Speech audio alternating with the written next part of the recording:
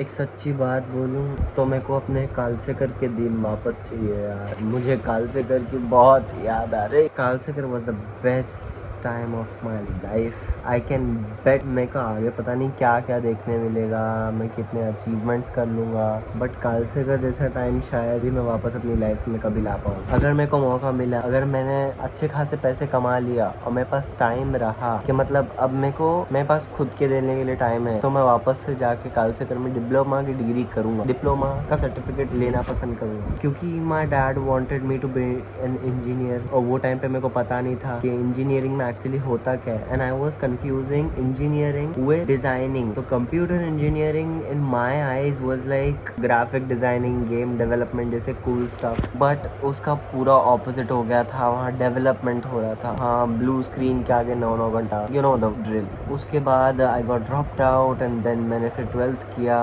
उसके बाद now I am doing BCom. You know engineering might be the worst thing you do, might be, ठीक है, जो खुशी से कर रहा है उसके लिए it's very good for you, but हमेशा एक बात याद रखना, engineering gives you the best of the people you will ever meet and best of the friend. क्योंकि वहाँ जो लोग तुमको मिलते हैं ना, उसके बाद पूरी जिंदगी तुम फ्लैश लाइट लेके भी ढूंढेंगे तो नहीं मिलने वाले। And the memories and the moments all blessing, क्योंकि वहाँ सब तुम्हारे जैसे ही होते हैं। सबको फर्स्ट ईयर में ऐसा लगता है कि ओ माय गॉड, यस, अब तो कोर्स एंड करके 12 LPA की सैलरी लेंगे। सेकेंड ईयर तक आने तक आधे लोग चले गए रहते, ड्रॉप आउट हो गए रहते। सेकेंड ईयर में रियलाइज हो जाता है कि काफी कुछ चीजें रियलिटी में अलग होने वाली है। थर्ड ईयर तक बहुत कम लोग पहुंच पाते हैं, मोस्टली तो नर्ड्स ही पहुंच पाते हैं, और बाकी सब जो एक्चुअली क्लास के ये रहते हैं ना, पार्क रहते हैं, जिनकी वजह से क्लास में मजा आता है जाने के लिए, वो सब चले जाते हैं। And it's like oh,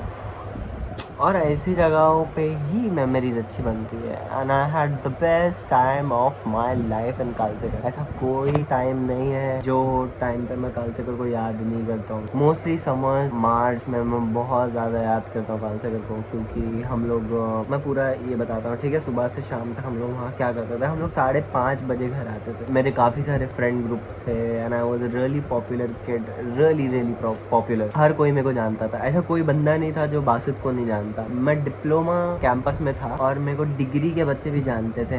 in fact मैं डिग्री के इवेंट्स में जाके बैठ जाता था और मेरे को एंट्री भी मिल जाती थी। Not bragging but telling you how my life was back then and how my life is now. हम लोग सुबह में तो कॉलेज कभी नहीं जाते थे, जाते भी थे तो खुशी खुशी जाते थे, क्योंकि हम लोग को पता है everything is gonna be fun. सुबह में पहुंच गए, दोस्तों के साथ चिल कर लिए, लेक्चर अटेंड किए नहीं किए। आई होप मेरे घर वाले ये वीडियो ना देखे तो अच्छा है। हम लोग कोर्ट यार्ड में बैठते थे, कभी स्केट किया तो किया, फ्रेंड्स के साथ बैक यार्ड में हैंग आउट कर लिया। मैं कालसेकर का टूर दिखाऊंगा तुम लोग को, और वो सारी चीजें बताऊंगा जहाँ हम लोग बैठा करते थे और वहाँ क्या क्या करते थे। हम लोग ऊनो खेलते थे। हम लोग का ग्रुप ऐसा था ना, मतलब सब लोग मिक्स थे, first year, second year, third year, civil का, मैकेनिकल का, आर्किटेक्ट का, कहीं का भी हो जाता था। और एक और ग्रुप था मेरा फार्मा वाला, वो भी बहुत अच्छा ग्रुप था। उन लोग के साथ मैंने काफी अच्छा टाइम स्पेंड किया। उन लोग के मेगा प्रोजेक्ट्स में मैं था, मेरा कुछ काम नहीं था, बट फिर भी I was there. Night outs होते थे, और फिर हम लोग है ना, मेरे को अच्छे से याद है, मेरे को मोनू ने वो टाइम पे गाना सुनाया था फासले करके, and I was like very unfamiliar to that song. मैंने कभी पहले सुना नहीं था। हल्की सी ठंडी भी थी वो टाइम पे, ठीक है, हल्की हल्की, मतलब विंटर्स जा रही थी और समर्स आ रही थी, ठीक है, so you get the point. वो शाम में, यू नो, सनसेट हो रहा है, ठंड लग रही है हल्की सी। मेरे को अच्छे से याद है, एक टाइम पे हम लोग वहाँ वड़ा पाव खा रहे थे, ठंडा पी रहे थे, हम लोग घर जा रहे थे। हम लोग घर जाते हुए ऐसे लाइफ